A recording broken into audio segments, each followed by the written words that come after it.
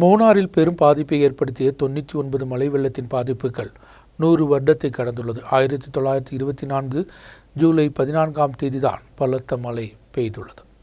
மூணாரை பெரும் துயரத்தில் தள்ளிய 99 என்று அழைக்கப்படும் மழை வெள்ள பாதிப்பிற்கு 100 வருடம் கடந்துள்ளது. 1924 ஜூலை ஆகஸ்ட் மாதங்களில் ஏற்பட்ட மிகப்பெரிய மழை வெள்ளத்தை தான் 99 மழை வெள்ளம் என்று அழைத்து வருகின்றனர். கொள்ள வருடம் 1098 தான் 99 மழை வெள்ள பாதிப்பு என்று அழைக்கப்படுகிறது. 20ஆம் நூற்றாண்டில் கேரளம் பார்த்த மிகப்பெரிய மழை வெள்ள பாதிப்பு தான் இது. 1099 ஆடி மாதம் 1ஆம் தேதி தொடங்கி 3 வாரம் நீண்டு நின்ற பலத்த மழையிலும் வெள்ளத்திலும் கேரளத்தின் பல பகுதிகளும் தண்ணீரில் மூழ்கியது.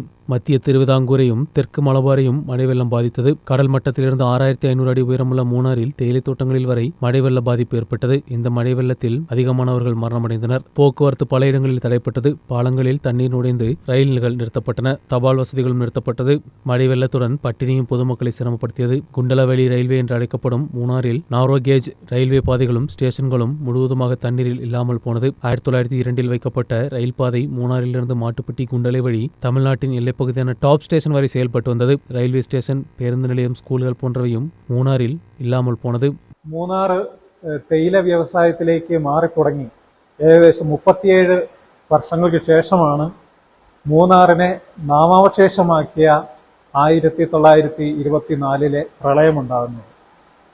മൂന്നാർ മലനിരകളൊക്കെ തേയിലയിലേക്കൊന്ന് മാറി തുടങ്ങി വരുവായിരുന്നു. ആ സമയത്താണ് പ്രളയമെത്തുന്നത്.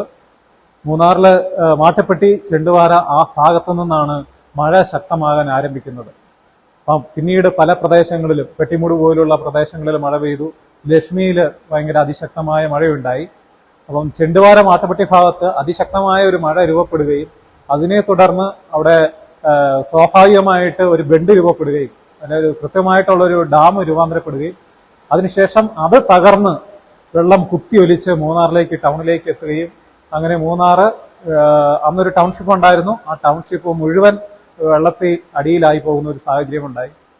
ഒരുപക്ഷെ മൂന്നാറിൽ ഇന്ന് നിലവിലുണ്ടായിരുന്നെങ്കിൽ വലിയൊരു ലോകത്തിൽ തന്നെ ഒരു ചരിത്ര സംഭവമാകുന്ന മൂന്നാറിലെ മോണോറാലി ട്രെയിനും അതുപോലെ തന്നെ കുണ്ടളവാലി ട്രെയിനും. മൂന്നാർ നമുക്കറിയാം 6000 അടി മുകളിലുള്ള ഒരു പ്രദേശമാണ്. അത്തരത്തില് ഇവിടെ മലനിരകളാൽ ചുറ്റപ്പെട്ട ഒരു സ്ഥലത്ത് ആ കാലത്ത് തന്നെ ഒരു ട്രെയിൻ ഇംഗ്ലീഷുകാർ എത്തിച്ചിരുന്നു ചരക്ക് ഗതാഗതത്തിന്. പക്ഷെ അത് ഈ പ്രളയത്തിൽ കുത്തിയൊലിച്ച് പിന്നെ നാമാവശേഷം അതിന്റെ ഒരു ചെറിയ ട്രാക്കുകൾ പോലും കിട്ടാത്ത രീതിയിൽ അതിനെ തൂത്തെറിഞ്ഞുകൊണ്ട് மிகப்பெரிய சுழல் காற்றுதான் மழை வெள்ளத்திற்கு காரணம். மூணாறில் மட்டும் 487.5 சென்டிமீட்டர் மழை பெய்தது. மழை வெள்ளம் கடந்து 100 வருடம் கடந்த போதும் இப்போதும் இதன் சுவடுகள் மாறாமலேயே உள்ளன.